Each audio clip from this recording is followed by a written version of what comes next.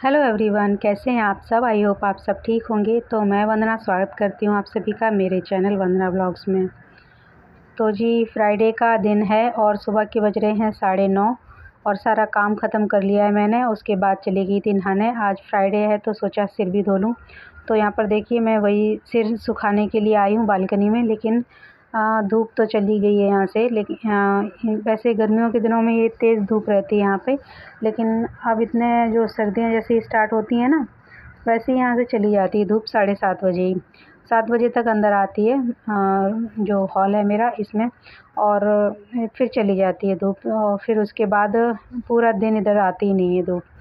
तो यहाँ पर देखिए सिर सुखा लिया था मैंने, क्लेचर लगा लिया था, क्योंकि मतलब सूखा नहीं है अभी, सिर्फ बाल गीले ही हैं तो क्लेचर लगा लिया था मैंने। और ये हैं चावल, तो जो टुकड़ा चावल होते हैं ना, वही हैं जो सासू माँ को छोड़ने गए थे ना, ये तब लेके आए थे, उन्होंने दिए थे। तो देखिए यहाँ पर मैं डोसे के लिए मैं तैयारी कर रही हूँ। तो डोसा कल बनेगा, लेकिन तैयारी आज से ही शुरू करनी पड़ती है।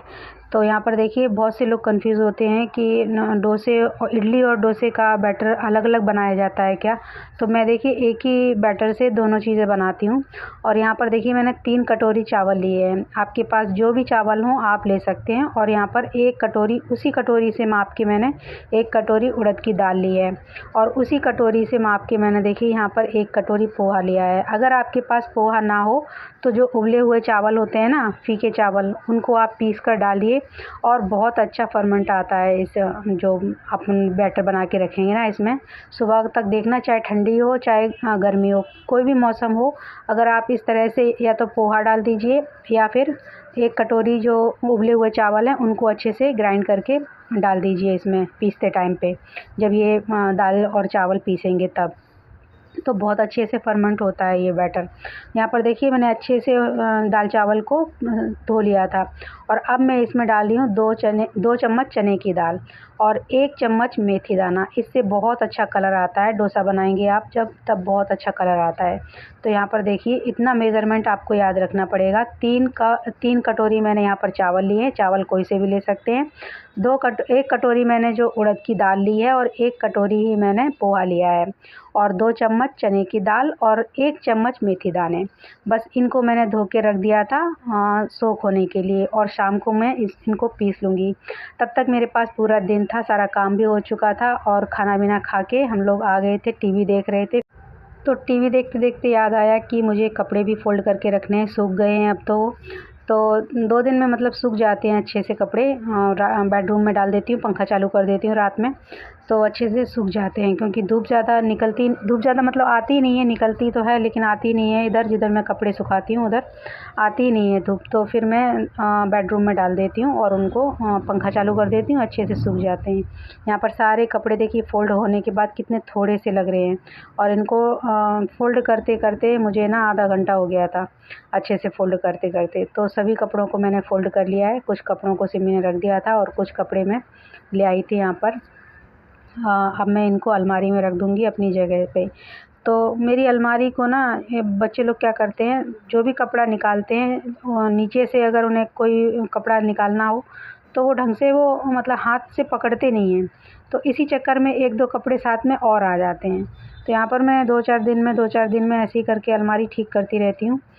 तो अब देखिए मेरा शाम का टाइम है ये, और शाम के बज गए हैं 7:30।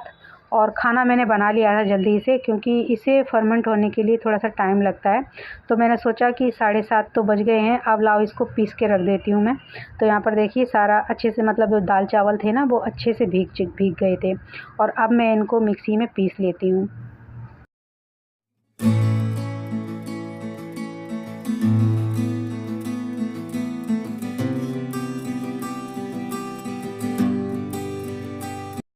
तो जब भी आप मिक्सी चलाएँ तो थोड़ा पल्स मोड पर चलाएँ और थोड़ा-थोड़ा पानी डालकर चलाएँ। मतलब एक साथ में पानी ना डालें, नहीं तो जो बैटर है ना वो गीला हो जाएगा।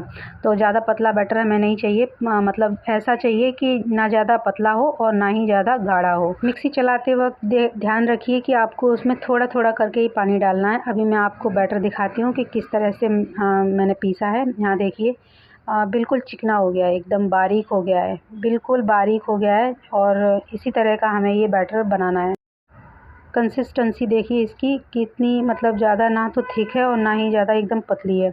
तो इसी तरह का हमें बैटर चाहिए। और अब ये बैटर मैं सारा का सारा, मतलब जो दाल चावल हैं वो मैं पीस के और फिर बताती हूँ आपको। तो देखिए दाल चावल को पीस लिया है और जो बचा हुआ जो जार में रह जाता है ना बैटर, उसको भी मैं थोड़ा सा पानी डाल के उसको अच्छे से खंगाल के और फिर मैं उसमें मिला दूँगी। और ज़्यादा पानी हमें बिल्कुल भी नहीं चाहिए, नहीं तो बैटर पतला होने के चांस बहुत ज़्यादा हो जाते हैं।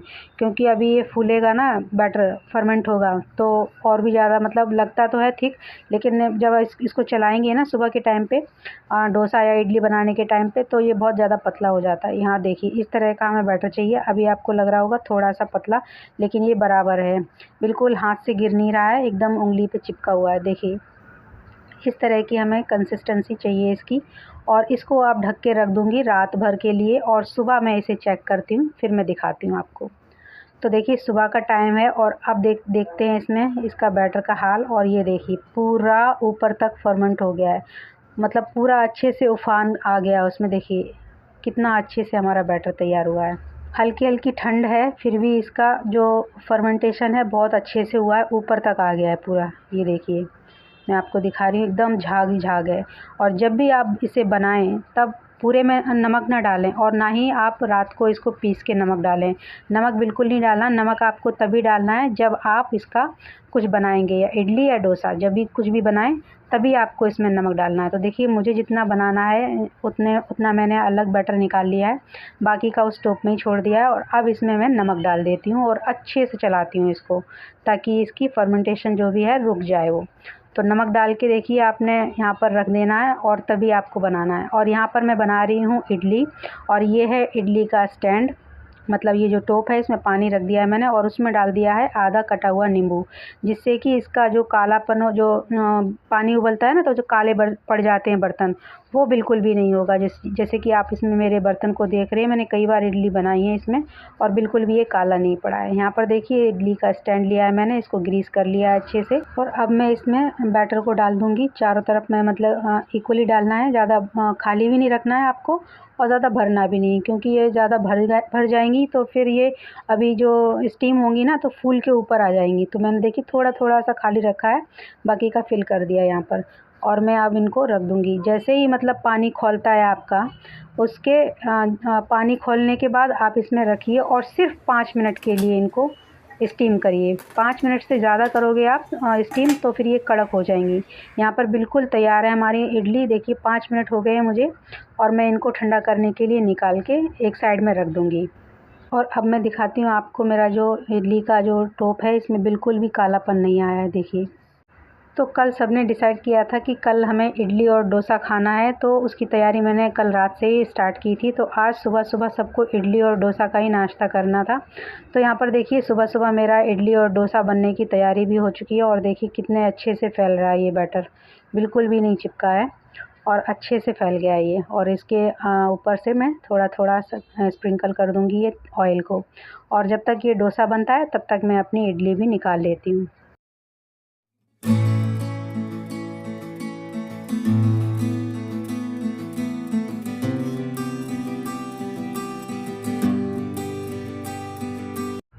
तो जो लोग गड़बड़ करते हैं ना इडली राइस और दाल में कि हमें पता नहीं है रेशो कितना होता है, तो जिस ट्रिक से मैंने आपको बताया उस ट्रिक से एक बार ज़रूर ट्राई करना और आपके डोसा और इडली बहुत मस्त बनेंगे।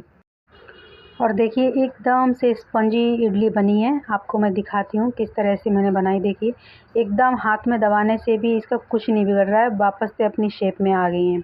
मतलब इतनी स्पंजी इडली बनी है ना, तो मेरी बेटी को सबसे ज़्यादा इडली ही पसंद है। और यहाँ पर देखिए मैंने डोसा भी बनने रख दिया था, वो भी बनकर तैयार है। एकदम क्रिस्पी डोसा बना है। आप इस तरीके से एक बार ज़रूर ट्राई करिए। मैं देखो आवाज़ भी सुनने में आ रही होगी आपको। तो नारियल था नहीं मेरे पास, वरना मैं चटनी बना लेती अगर नारियल होता। वैसे मैंने आपको नारियल की चटनी भी बनाना सिखाया है। तो मेरा नाश्ता तो बनकर है तैयार। आप कब बना रहे हैं मुझे कमेंट में ज़रूर बताना। इस तरीके से आप एक बार ट्राई ज़रूर करना, आपका डोसा या इडली बहुत बहुत अच्छे बनेंगे। तो चलिए मिलती हूँ अगले वीडियो में, तब तक के लिए टेक केयर, बाय।